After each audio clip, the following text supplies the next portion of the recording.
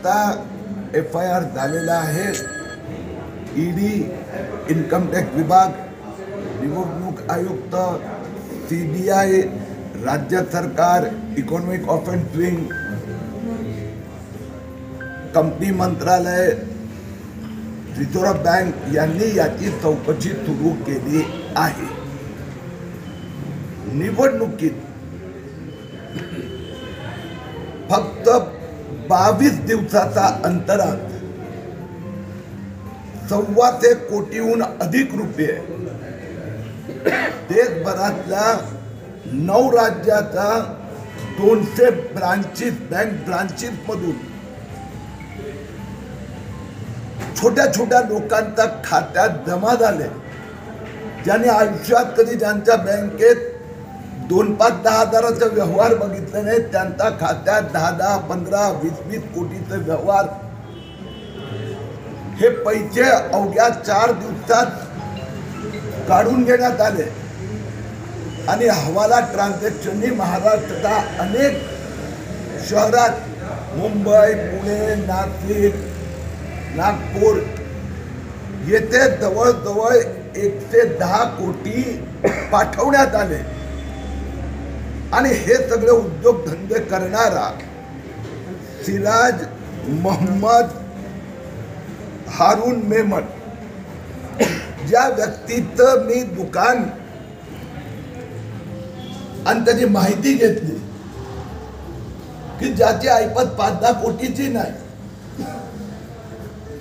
तो या लोकांचे, या तक्रारदार, जे 12 तक्रारदारची मला पूर्ण कथा माहिती दिली, तर हे सिराज अहमदचं काम नाही आहे.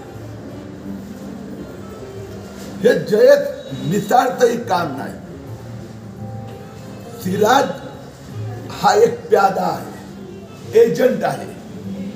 कारण की देशभरातील 9 राज्यात 250 ते 200 गावात ना 2200 क्रेडिट एंट्री, 110 कोटी रोख रक्कम काढून ठिकठिकाणी वोट जिहाद करणाऱ्या संस्थांना, नेत्यांना, लोकांना हवालाने पाठवणं एवढी कॅपॅसिटी सिराज अहमदची नाही आहे. म्हणून मी प्रत्यक्षात मालेगावला आलो आहे. माजी गृहमंत्री मान्य अमित शहाजी यांच्याशी पण खूप विस्तृत चर्चा झालेली आहे.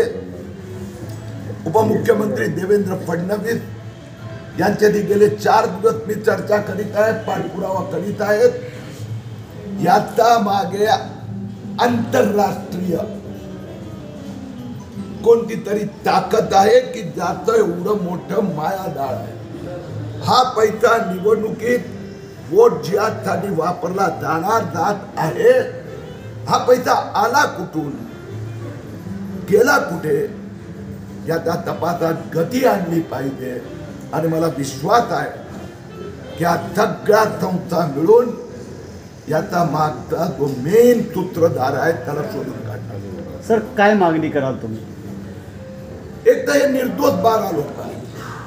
मी पोलीस पासून, इन्कम टॅक्स पासून, CBI असो, ED असो, रिझर्व्ह बँक ऑफ इंडिया असो, महाराष्ट्र पोलीसचा आर्थिक गुन्हे विभाग, या सगळ्यांना प्रार्थना करतोय.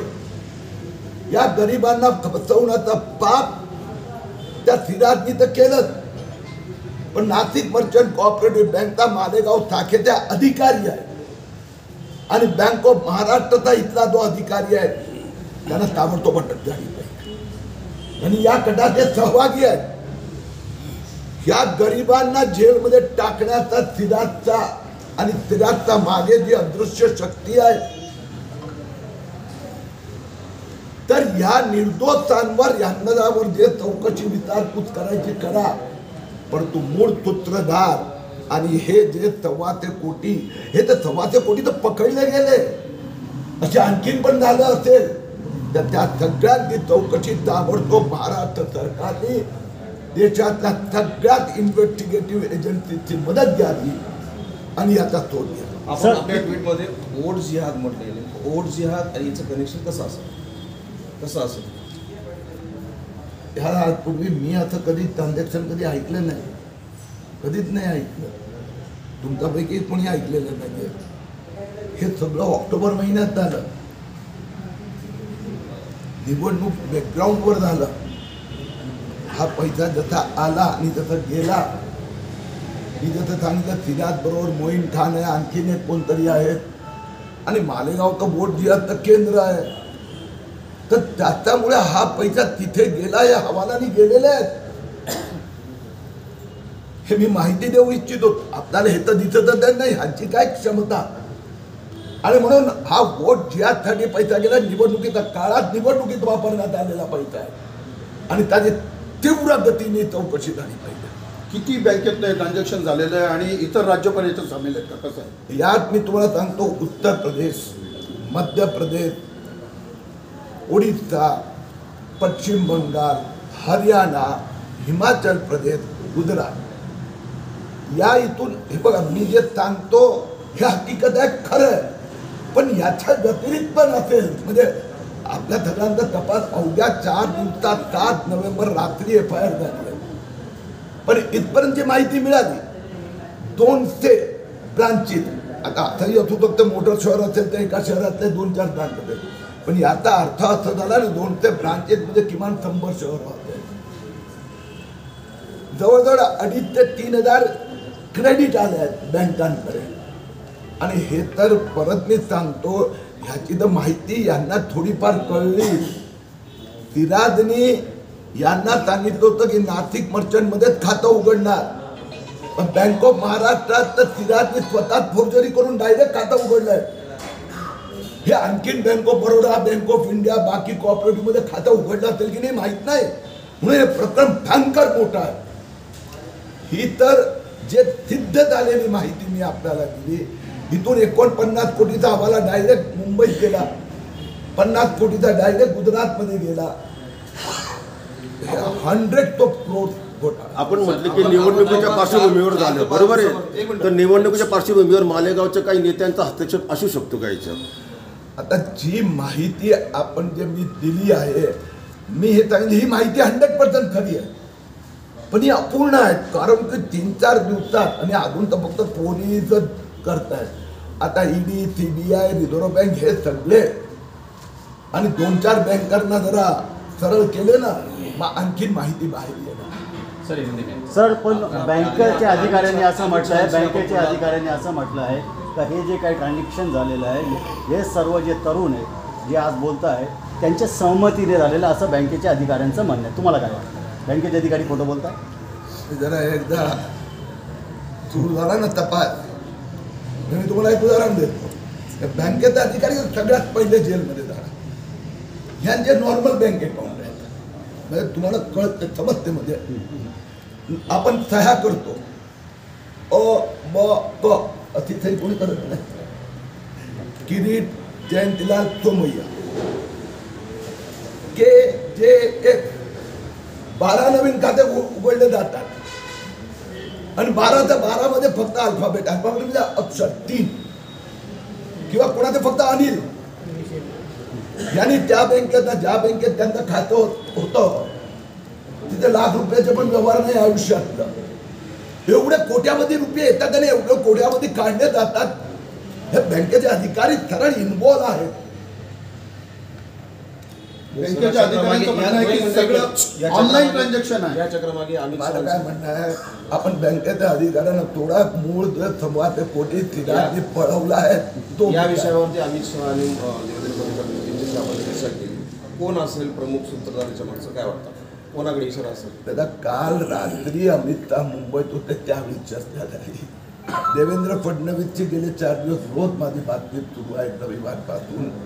आणि याचा मागचा सूत्रधार यात एक नवीन पैशाची शंका नाही माझ्या मनात. मी यात मी माझं सांगतो, हा पैसा फॉरेनहून आलेला आहे. हा मिडल ईस्ट मुस्लिम देशातून आलेला आहे. त्याचा मागे ISI आहे की दाऊद आहे की कोण आहे हे शोधावं लागणार. आणि हा पैसा, कारण की अशा प्रकारचे अनेक घोटाळ्याच्या अतिरेक्यांच्याकडे जो पैसा येतो NGO हे. आता मुंबईतले महाराष्ट्रात 2 संस्था खूप प्रसिद्ध झाल्या. नाना पाटोळेपासून पृथ्वीराज चव्हाणपासून उद्धव ठाकरे, शरद पवार आणि अनेक फोटो या दोन्ही संस्थांना नेत्यांसोबत काढले. आता हे दोन्ही MBAच्या सगळ्या नेत्यांची टरकली आहे. शब्द चांगला नाही, अशी शुद्ध भाषा मी वापरत नाही, पण नाना पाटोळे आणि पृथ्वीराज चव्हाणनी ते उलेमा बोर्ड याचे निवेदन घेतल्याचे फोटो आहेत, टीव्हीवर बाईट दिलं. हा उलेमाची संस्था आहे, ती रजिस्ट्रेशन त्याचं किती वर्ष, त्याचे काही अकाउंटच नाही आहे, पण त्यांनी 17 मागण्या केल्या आणि यांनी मान्य केल्या. दुसरं, मराठी सेवा संघ, मराठी महाराष्ट्र सेवा संघ ही एक आणखी संस्था आहे, मराठी मुंबई सेवा संघ काय, आणि त्याने सांगितलं आम्ही मुस्लिम मतदाताओं में जागृति लाने के लिए 400 NGO चे फेडरेशन आहे.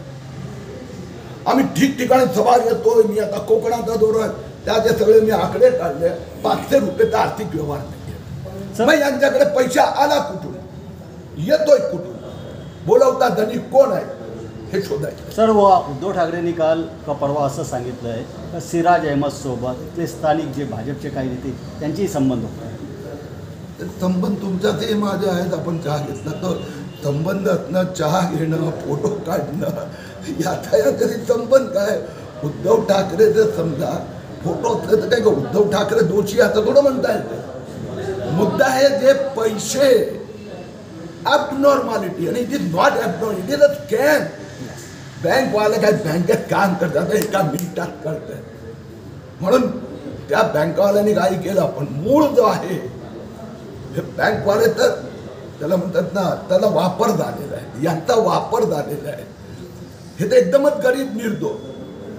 आणि 1400 कोटी, आता 1400 कोटी माहीत आहे का बँक ऑफ महाराष्ट्राचा अजून शोधायचं आहे, आणि आणखीन कुठलं असेल. माझ्या माहितीप्रमाणे गेल्या अनेक निवडणुकीतलं सगळ्यात मोठा हा घोटाळा आहे. Okay, thank you.